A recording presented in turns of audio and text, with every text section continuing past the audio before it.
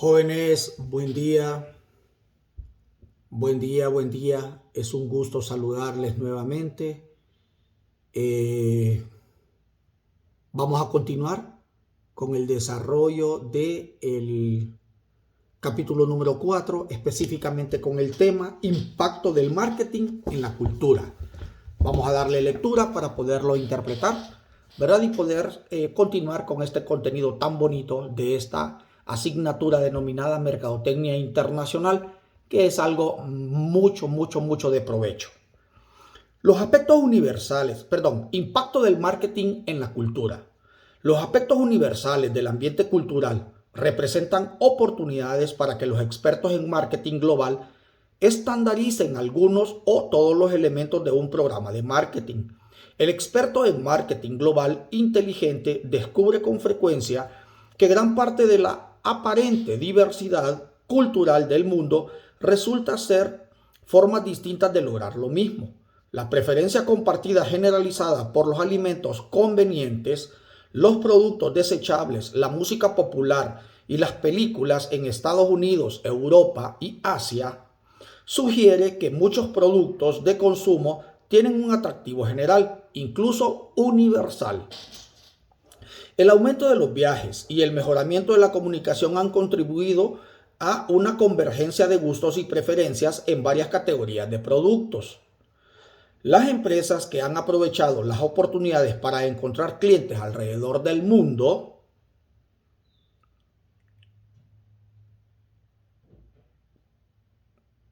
se han beneficiado con el cambio cultural y la globalización de la cultura e incluso lo han acelerado de manera significativa. No obstante, como se señaló al inicio de este capítulo, el impacto del marketing y, de manera más general, el capitalismo global en la cultura puede ser contravertido. Por ejemplo, el sociólogo George Richter y otros lamentan la llamada McDonaldización de la cultura, que, según dice, ocurre cuando las empresas globales rompen las barreras culturales al expandirse a nuevos mercados con sus productos. Richter señaló en un libro reciente. Vamos a ver qué señaló Rixey. Rixey. Ajá. Richter, perdón. Comer es primordial en la mayoría de las culturas y para muchos es algo a lo que dedican mucho tiempo, atención y dinero. Estamos hablando de culturas, no de personas, ¿verdad? Muchas culturas dedican, ¿verdad? Dice a muchas culturas dedican tiempo, atención y dinero al tratar de cambiar la manera de comer de las personas. La McDonaldización representa una profunda amenaza a todo el complejo cultural de muchas sociedades. Actualmente, chicos, McDonald's, incluso en el mismo Estados Unidos, está teniendo problemas. Actualmente, ¿vale? Estamos hablando del día de hoy, ¿verdad? Hoy está teniendo problemas la empresa McDonald's por los mismos aranceles que ha colocado alrededor del mundo y por la deportación del recurso humano que sirve para estas empresas. Actualmente se ha visto disminuida el porcentaje de ingresos para McDonald's. No porque la aceptación de su producto haya disminuido, sino porque los aranceles han subido y además de haber subido los aranceles, también la mano de obra calificada para este tipo de trabajos se ha visto reducida en los últimos tiempos en Estados Unidos, ¿verdad? Eso es de tomarlo en cuenta, de que no es la empresa como tal, sino las políticas que ha adoptado ese país, que no son nada favorables para este tipo de empresas que se han internacionalizado, ¿verdad? También, Owaki es una prueba viva de que las personas fuera del entorno de la educación y el gobierno se han unido también a la lucha contra la McDonaldización. Owaki es el director administrativo de Tati, una tienda minorista de descuento con sede en Francia. Owaki abre nuevas tiendas en países selectos incluyendo en Estados Unidos, y argumenta que la revancha personal es uno de los motivos para entrar en el mercado estadounidense. Comenta que, como francés, me enferma ver a los niños llorar por ver Titanic, comer en McDonald's o beber Coca-Cola. Deseo ver neoyorquinas llorar por tener un vestido de novia Tati. Escuchen bien, ¿va? Qué bonito, porque lo ha personalizado este man, pues definitivamente. Perdón que les converse de esa forma. De modo similar, el movimiento internacional Slow Food alardea de tener 70,000 miembros en 35 países. Slow Food surgió de una manifestación en 1986 relacionada con la apertura de McDonald's en una plaza popular de Roma. Cada 2 años Slow Food organiza un salón del gusto en Italia que exhibe la preparación tradicional de los alimentos. Un vocero dijo: Slow Food apoya la idea de que las cosas no deben tener el mismo sabor en todas partes. En síntesis, nos está diciendo de que la McDonaldización al nivel del mundo es en forma acelerada, pero los países en todo el mundo se rehúsan a perder su cultura, su gastronomía. Ellos hacen todo lo humanamente posible por no perder su identidad cultural en relación a la gastronomía. Muy McDonald's puede avanzar, muy McDonald's puede ser. Sin embargo, dice entonces Tati, me ubico en el mismo corazón estadounidense para que los estadounidenses o las novias estadounidenses lloren por vestirse con Tati antes de casarse. O dice Slow Food, no, yo me rehúso a que la McDonaldización haga desaparecer la gastronomía en mi lugar. Por tanto, en Francia creó el Slow Food, ¿verdad? A tal grado de que hace festivales de Slow Food para poder promover la gastronomía a nivel internacional, ¿verdad? Entonces, es como que nosotros dijeran que va a desaparecer las tortillas, pues, ¿verdad? De nuestro país, que ahora solo pan vamos a comer. De hecho, ha ganado gran parte el pan en la gastronomía en nuestro país, pero la tortilla no desaparece. Es como que digamos que desaparece el maíz. Entonces, pues, o sea, es una cosa que forma parte de nuestra cultura y está bien arraigada en nuestra cultura, pues, definitivamente, ¿verdad? Podríamos hablar de, no sé, de repente en la zona norte, vaya, por ejemplo, nosotros tenemos diferencias culturales, alimenticias, lingüísticas y de formas de vestir, solo nosotros en nuestro propio país. Bueno, y que es un país pequeño en relación a Estados Unidos o a España o a Alemania o cualquier otro país desarrollado. Que nosotros no somos un país desarrollado, obviamente, pero hablo en extensión territorial. Somos totalmente pequeños en relación a esos países que les acabo de mencionar. Sin embargo, una empresa, cuando desea internacionalizarse, debe conocer todos los pormenores de esas culturas, chicos. Por tanto, si nosotros a nivel local tenemos diferencias culturales, imagínense esos países que son sumamente amplios territorialmente o geográficamente hablando, pues definitivamente. Entonces, así como se practica una cultura en la zona sur, se practica una cultura diferente en la zona norte, una cultura diferente en la zona oriental, definitivamente. Pues, o sea, yo recuerdo que hay una parte del país donde les gusta muchísimo, muchísimo el maíz morado, por ejemplo. Y nosotros el maíz morado no es de nuestra preferencia, pues. Entonces es una diferencia cultural, alimenticia, ¿va? Definitivamente. Otros, por ejemplo, en la zona norte les gusta muchísimo acompañar sus alimentos con tajadas de plátano, por ejemplo, o con banano verde. Nosotros no forma parte de nuestra cultura en esta zona, sino que es con tortillas, ¿verdad? Y así sucesivamente. Solo en nuestro propio país tenemos diferencias culturales alimenticias o gastronómicas. También tenemos lingüísticas, porque por ejemplo nosotros a los niños acá le llamamos niños, en otro lado siempre dentro de nuestro país le llaman cipotes, güirros, etcétera, ¿no? Entonces también tenemos eso, pues diferencia. Hay que conocer antes de entrar a estos países su cultura, respetarla y conocer también las políticas y ponerlas en práctica. Siguiendo con el tema aquí en la página 125, cultura de contexto alto y bajo. Edward T. Hall sugirió el concepto del contexto alto y bajo como una forma de comprender las diferentes orientaciones culturales. En una cultura de contexto bajo, los mensajes son explícitos y específicos. Las palabras transmiten la mayor parte del poder de la comunicación. En una cultura de contexto alto, la parte verbal de un mensaje contiene menos información.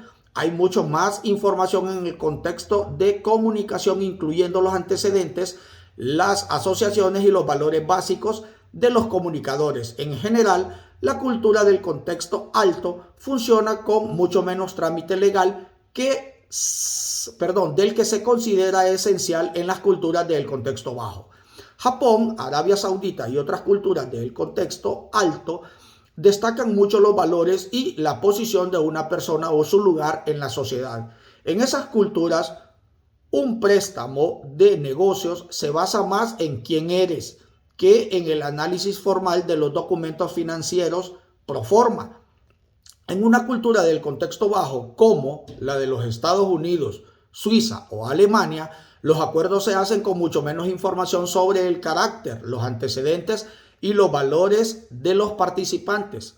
Se depende mucho en las palabras y las cifras contenidas en las solicitudes del préstamo. De modo similar, las empresas japonesas como Sony prestaban tradicionalmente mucha atención a los antecedentes universitarios de un empleado recién contratado y daban preferencia a los graduados de las universidades de Tokio.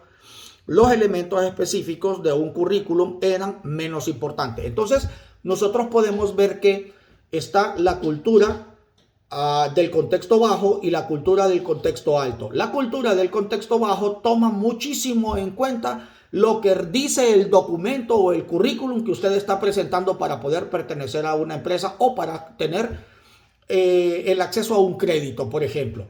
Pero la de contexto alto determinan mucho quién es usted, de qué familia depende, de dónde viene, cuáles son los logros, cuáles son los éxitos, cuáles son los fracasos que usted ha tenido, y esa palabra vale mucho para tomarlo en cuenta para un crédito, para un empleo, para la confianza depositada en usted o para tomarlo en cuenta para importantes puestos dentro de una empresa. Entonces está la cultura del contexto bajo, a la cual pertenecemos nosotros, y está la del contexto alto, a la cual están los países como Japón, que nos menciona Indonesia, que nos menciona ahí. Escuchen, no estoy hablando de contexto bajo por ser pobres, no, contexto bajo porque se centra en lo que dice la documentación. Por ejemplo, usted dice una solicitud de crédito, entonces vamos a verificar primero esa solicitud de crédito, vamos a verificar sus ingresos, vamos a verificar si realmente tiene o no tiene esa empresa, si realmente vende o no sus servicios a una empresa ya establecida,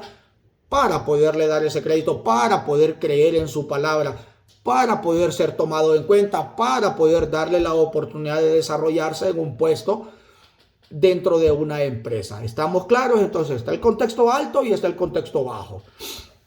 Posterior a ello nos dice, en una cultura de contexto alto, la palabra de una persona es su garantía. Escuchen bien, Japón, por ejemplo.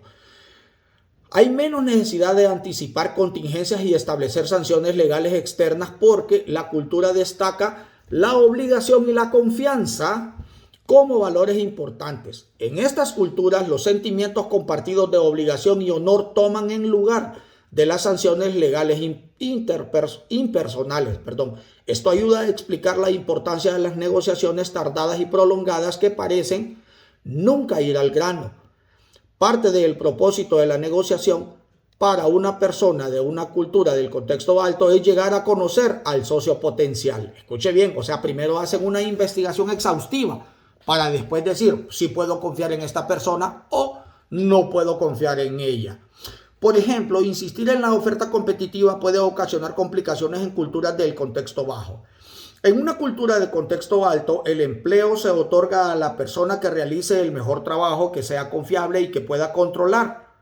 En una cultura del contexto bajo, las especificaciones se hacen tan precisas que la amenaza de una sanción legal obliga a un constructor a realizar un buen trabajo. Hall ha mencionado que un constructor de Japón podría decir que tiene que ver esa hoja de papel con la situación si no nos tenemos la suficiente confianza para seguir adelante sin él.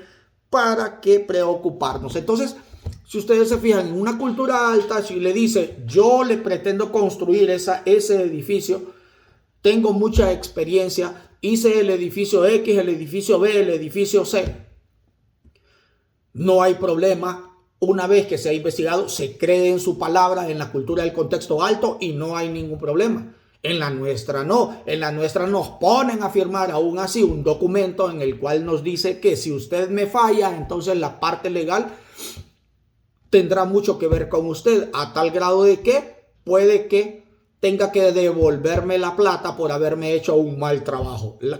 Utilizamos la parte legal en las culturas de contexto bajo y esa es en la que nosotros pertenecemos. Y si no, vea usted, cada vez que usted va a solicitar un empleo, un crédito, una promoción, usted debe someterse a exámenes para poder demostrar que su capacidad es adecuada para poder generar el resultado que la empresa espera. Continuemos entonces donde nos dice, aunque algunos países se clasifican como de contexto alto o bajo, en su tendencia general hay excepciones a esta tendencia. Estas excepciones se encuentran en las subculturas. Estados Unidos es una cultura de contexto bajo con subculturas que operan en la modalidad del contexto alto. Por ejemplo, el mundo del banquero central es un mundo de caballeros, es decir, una cultura de contexto alto. Aún durante el día de las negociaciones más agitado con los mercados de divisas extranjeras, la palabra de un banquero central es suficiente para que adquiera un préstamo millones de dólares. En una cultura del contexto alto hay confianza, un sentido de juego limpio y una aceptación generalizada de las reglas del juego conforme este se desarrolla. La tabla 2 resume algunas de las formas en las que difieren las culturas del contexto alto y el bajo. Entonces, aún dentro de una cultura denominada contexto bajo, existe cultura del contexto alto y nos ponen como ejemplo a Estados Unidos, donde nos dice que el sector banquero, ellos hacen sus negociaciones directas y solo con su palabra basta para poder obtener millones en préstamos, solo con su palabra. ¿Por qué? Porque se considera una cultura del contexto alto. Sin embargo, la mayoría es contexto bajo dentro de la cultura estadounidense porque te piden que llenes documentación, ser investigado antes de darte un crédito, antes de darte la oportunidad de montar tu negocio, antes de emprender, ¿verdad? Entonces, es cultura baja en contexto bajo en la mayoría, pero también existen sectores que desarrollan una cultura del contexto alto, siempre dentro de la misma cultura estadounidense, ¿verdad? Continuando con el desarrollo del capítulo, tenemos culturas de contexto alto y bajo en la página 125. Vamos a ver si no estoy equivocado. Ok, pero antes de eso nos dice que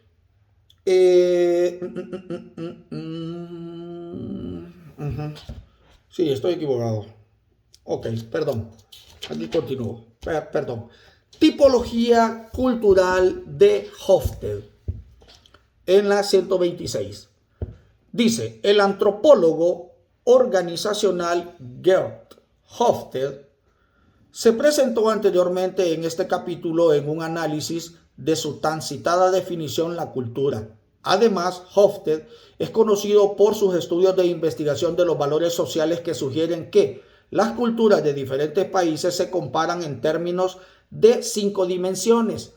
Hofstede menciona que 3 de las dimensiones se refieren al comportamiento social esperado. La cuarta dimensión tiene que ver con la búsqueda de la verdad por el hombre y la quinta refleja la importancia del tiempo. La tabla 4.3 muestra un resumen de la clasificación de países de la triada, más Hong Kong y Taiwán. Para obtener más información visite www.gerhofstede.com.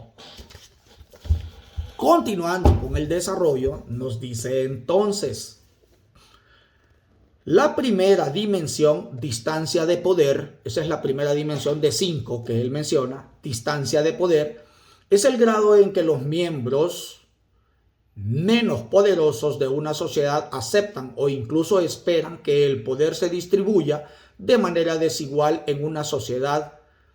Parafraseando a Orwell, todas las sociedades son desiguales, pero algunos son más desiguales que otras. Hong Kong y Francia son culturas con alta distancia de poder. Una baja distancia de poder caracteriza a Alemania, Austria, los Países Bajos y Escandinavia. Escuchen bien. Entonces nos dice que Orwell, todas las sociedades son desiguales, pero algunas son más desiguales que otras. Hong Kong y Francia son culturas con alta distancia de poder. Honduras con alta distancia de poder. Ahora les menciono qué significa eso. Cuando usted entra a una empresa, por ejemplo, se va a dar cuenta que el gerente anda el carro del año que se lo dio la empresa. Tiene una oficina de 6x6 o tal vez de 10x10 o 20x20 metros. Una secretaria que lo asiste en todo. Un bar para poder recibir a las personas que van a hacer negociaciones directas. Aire acondicionado. Ticket de boletos para avión y viajar al extranjero. Viste de etiqueta, etcétera. Tiene bonos por alcanzar los objetivos. Es premiado por hacer alguna negociación directa y que haya obtenido buenos resultados, etcétera, etcétera.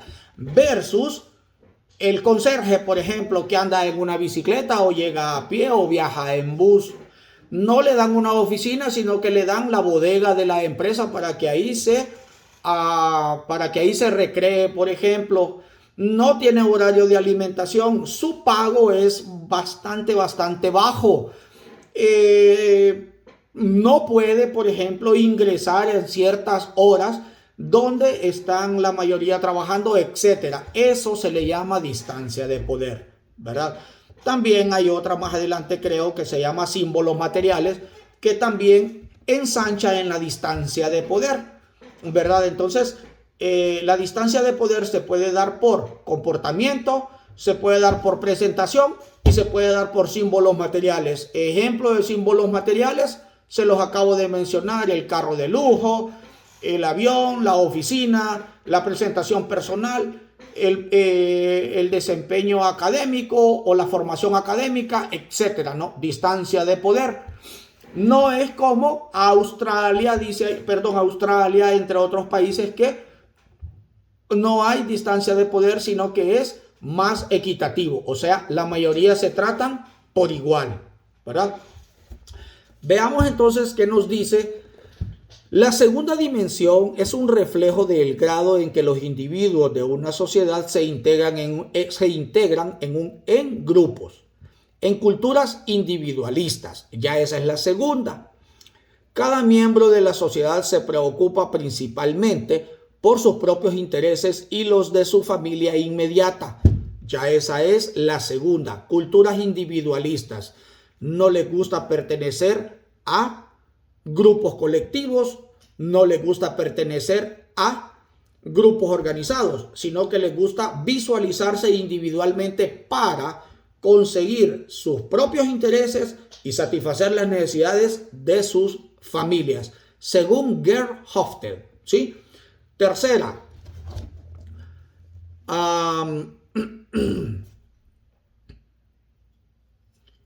en culturas colectivas, todos los miembros de la sociedad se integran en grupos cohesivos. Un alto individualismo es un aspecto general de la cultura de Estados Unidos y Europa.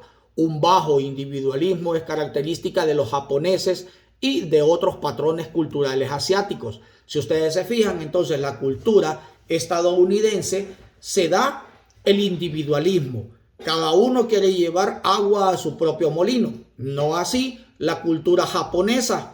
Ellos tienen una cultura colectivista, donde todos luchan por todos, para que todos tengan un buen nivel de vida, una buena cultura, un buen conocimiento, una buena educación, un buen desempeño laboral, un buen trato económico, etcétera.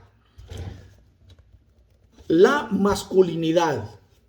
La tercera dimensión describe a una sociedad en la que se espera que los hombres sean asertivos, competitivos e interesados en el éxito material y que las mujeres desempeñen el papel de educar y criar y se interesen en los asuntos relacionados con el bienestar de los niños. En contraste, la feminidad describe a una sociedad en la que los roles sociales de hombres y mujeres son iguales, sin que ningún género muestre un comportamiento demasiado ambicioso o competitivo. Japón y Austria ocupan los primeros lugares en masculinidad. España, Taiwán, los Países Bajos y los países escandinavos están entre los últimos lugares. Entonces, la masculinidad versus la feminidad significa que no dice de que haya diferencias, sino que unos se ocupan en un área y otros se ocupan en la otra. Sin embargo, quienes están llamados en Japón a llevar el sustento a la familia son los hombres, y en Austria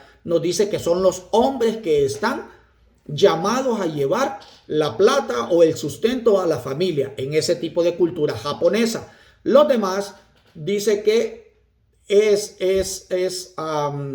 independiente quien lo lleve, mujeres o varones, no importa. La evasión a la incertidumbre es el grado en que los miembros de una cultura se sienten incómodos con situaciones confusas. Acuérdense que la incertidumbre es temor a lo desconocido, ¿verdad? Entonces, ambiguas o poco estructuradas. Cuando me dice ambiguas es que me podría generar uno o más resultados, una o más conclusiones, uno o más interpretaciones de una situación dada. Los miembros de culturas que evaden la incertidumbre pueden recurrir a un comportamiento agresivo, emocional e intolerante. Se caracteriza por una creencia en la verdad absoluta. Los miembros de las culturas que aceptan la incertidumbre, por ejemplo, Dinamarca, Suecia, Irlanda y Estados Unidos, toleran más a las personas cuyas opiniones difieren de las suyas, ¿verdad? Entonces ya tienen una mentalidad más abierta. Quiere decir que en Japón y en Austria no podrías decir en ese tipo de cultura que trabajen las mujeres, que generen ingresos económicos las mujeres. No se dice que no hayan, no, de ninguna manera, pero la mayoría son de carácter masculino en quien descansa la responsabilidad para darle un buen sustento a sus familias, ¿verdad? Posterior a ello nos dice: Grecia y Portugal superan a los demás países de la tabla 4.3 en evasión de la incertidumbre. Otros países mediterráneos y gran parte de América Latina también tienen una clasificación alta en evasión de la incertidumbre. Por lo general, la aceptación de la incertidumbre se manifiesta en un comportamiento más contemplativo, relativista y tolerante. Estos valores son evidentes en el sureste asiático de India. La investigación de Hofstede lo convenció de que aunque estas 4 dimensiones daban lugar a las interpretaciones interesantes y útiles, no proporcionaba suficiente comprensión de las posibles bases culturales para el crecimiento económico. Hofstede también se sentía incómodo con el hecho de que científicos sociales occidentales desarrollaron las encuestas usadas en la investigación. Como muchos economistas, no pudieron predecir el explosivo desarrollo económico de Japón y los tigres asiáticos, es decir, Corea del Sur, Taiwán, Hong Kong y Singapur. Hofstede supuso que algunas dimensiones económicas de Asia eludían a los investigadores. Este problema metodológico se remedió con una encuesta de valores chinos, CBS por sus siglas en inglés, y desarrollada por científicos sociales de Hong Kong y Taiwán. Los datos de la CBS apoyaban las primeras 3 dimensiones del comportamiento social de la cultura: distancia del poder, individualismo, colectivismo y masculinidad, feminidad. Sin embargo, la evasión de la incertidumbre no se manifestó en la CBS. En su lugar, la CBS reveló una dimensión de la orientación a largo plazo, LTO, frente a la orientación a corto plazo que habían eludido las investigaciones occidentales. Hofstede interpretó esta dimensión como la búsqueda de virtud por una sociedad más que por la búsqueda de la verdad. Abordar el sentido de inmediatez en una cultura, ya sea que la gratificación deba ser inmediata o diferida. Entonces, si ustedes se fijan, nos menciona ahí de que hay diferencias culturales de diferente tipo, hasta con la aceptación, con el trabajo de la mujer en algunas culturas, que es muy aceptado, y en otras culturas es bastante rechazado, y en otras pues está la incertidumbre si aceptar o no ese tipo de culturas. Jóvenes, es un gusto estar conversando con ustedes. Dios les bendiga. Continuamos en otro video, si Dios así nos lo permite, para concluir el capítulo 4. Dios les bendiga. Es un gusto saludarles. Sean felices y estamos en contacto si Dios así nos lo permite.